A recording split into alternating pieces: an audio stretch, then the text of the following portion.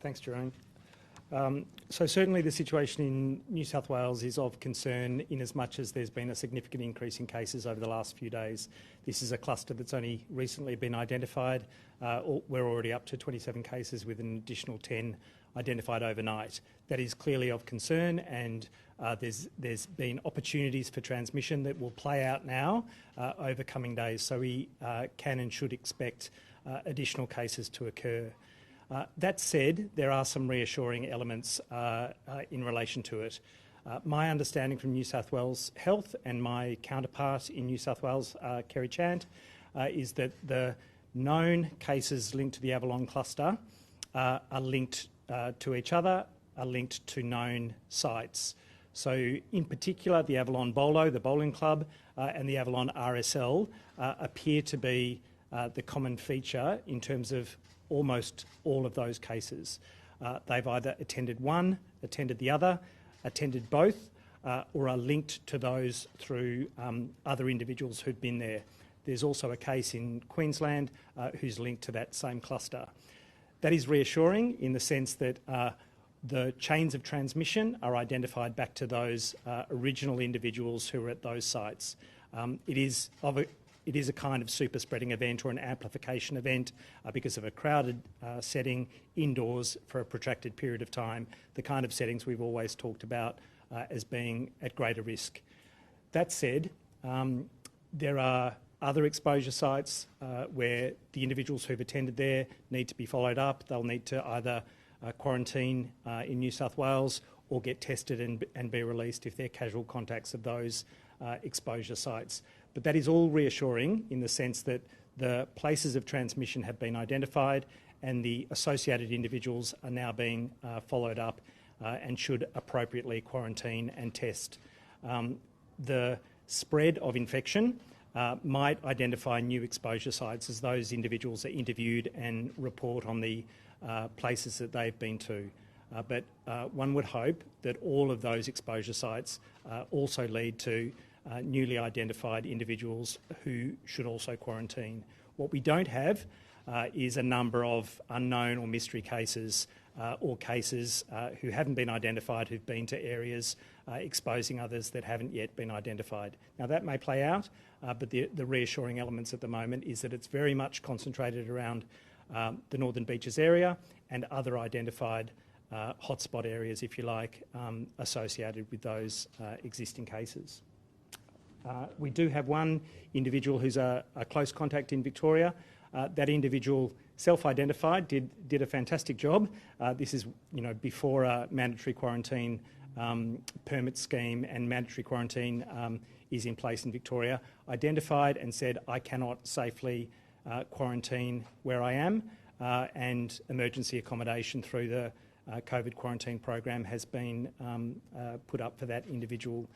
They've not had any symptoms, they've not tested positive to date, but will finish that quarantine period in the hotel quarantine arrangements. Thank you. So I think we're all happy to answer Chief Health Officer to talk about the public health risks in that one. So obviously anyone from the red zone or the Northern Beaches and other exposure sites shouldn't be arriving in Melbourne from midnight tonight.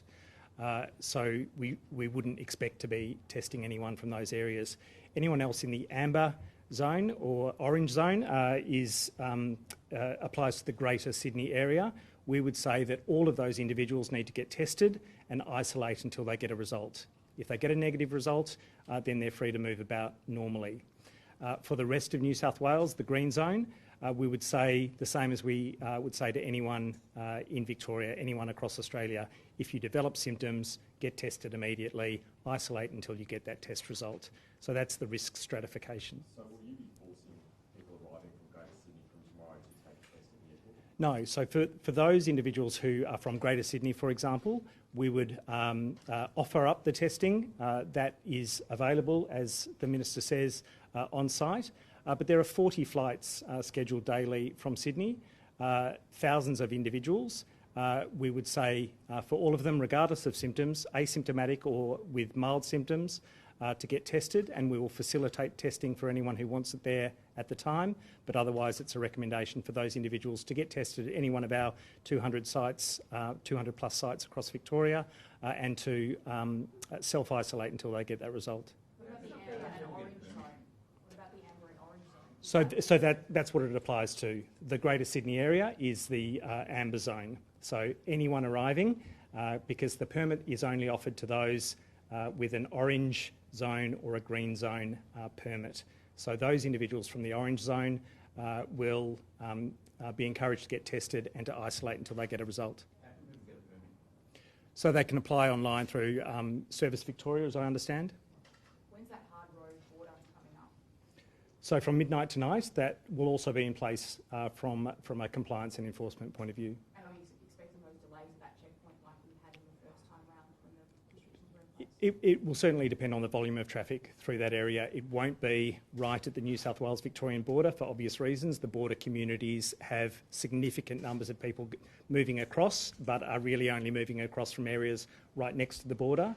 But further into Victoria is where there'll be checks in place in particular, and people can and should expect some delays by virtue of that. Will the permit be enough, or will people have to carry a driver's licence or utility bill or something? No, the permit is sufficient identification of permission to travel. And will every person have their permit checked on arrival? Given I can jump on my phone, book a flight without needing, and get on the plane without needing to show anybody any ID, will you have people at either end checking those permits for every passenger? Yes, we will. That's what we're standing up today to be in place for tomorrow. Will that be this end or that end? We're looking at both, so we have to work with the airlines from a check-in point of view. Obviously, we wouldn't want people to be getting on a flight without a permit, and if they're from the Northern Beaches or other exposure sites, that should be a check that we would like to have in place so that they're not arriving to mandatory quarantine circumstances. What about people arriving today?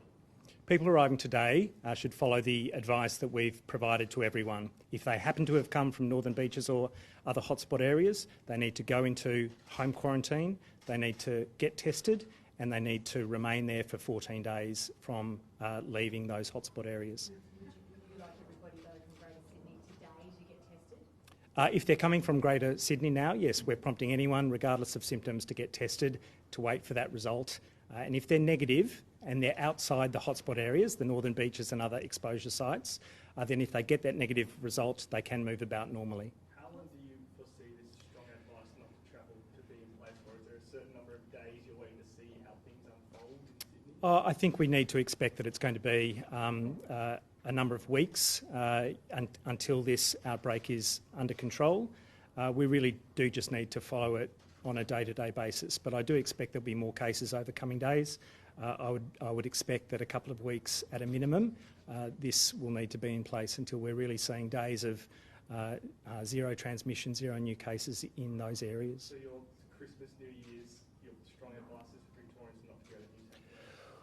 We don't know how this will play out, and we don't want Victorians, or indeed those who are in the Northern Beaches now, to be in circumstances where they're stuck in quarantine, in mandatory quarantine arrangements, and we don't know where that might apply to in days coming, because we don't know how this epidemic will proceed. I'm confident that New South Wales are doing a sterling job of tracking people and making sure that they're getting the appropriate testing and quarantine.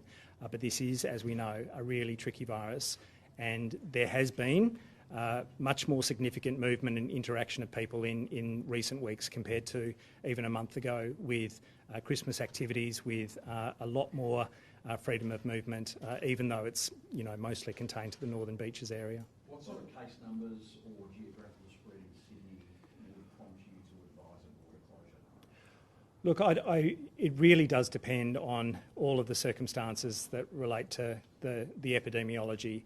It's not a fixed number. We would review on a day-by-day basis, if not an hour-by-hour basis. It does really depend on whether there's an individual who we can't track down in terms of where they've been, mystery cases, and really the number of exposures that might occur and where in New South Wales they might occur. Just like your comments about that it's a good thing that all these cases are linked to each other, there's still no known source, right? My understanding is the genomics points to a link with an international traveller, so someone from the United States, but how that link goes back to that individual hasn't been determined. So that's someone who's come in through the New South Wales quarantine program. It appears to be genetically linked to that individual, but the direct link to those first cases in the Northern Beaches area is not clear.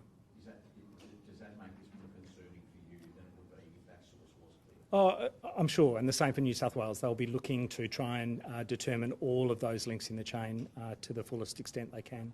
I don't know whether this is for the Minister or Jerome who it is, but on the international flight crew, the new protocols that we're going to be bringing in, when is that going to be happening? New South Wales says by Tuesday they're changing it, so it's going to be concentrated to hotels. When will it happen here? Does it concern you? I mean, there were more tests in Victoria yesterday than in New South Wales. Does that continue? And also the lack of masks?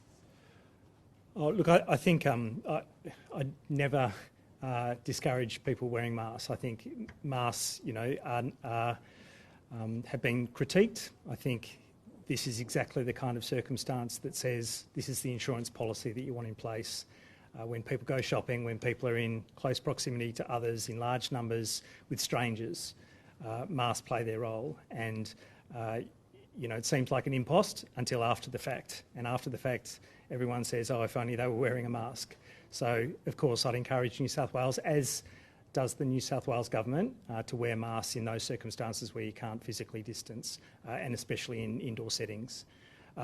Again, testing rates, I can't speak to New South Wales testing rates. What I do understand is that they've been very strongly focused in the Avalon, Northern Beaches area. So I think they have stepped up as a community to get tested.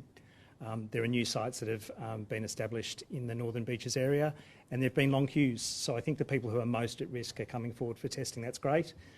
I would encourage them, as does my counterpart, to come forward regardless of how mild those symptoms might be, to get tested. We talk about the life cycle of the virus as being this 14 days.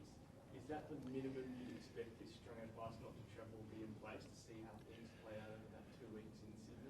I think in all likelihood, yes, because 14 days is the incubation period, so that's the time from exposure to potentially developing symptoms.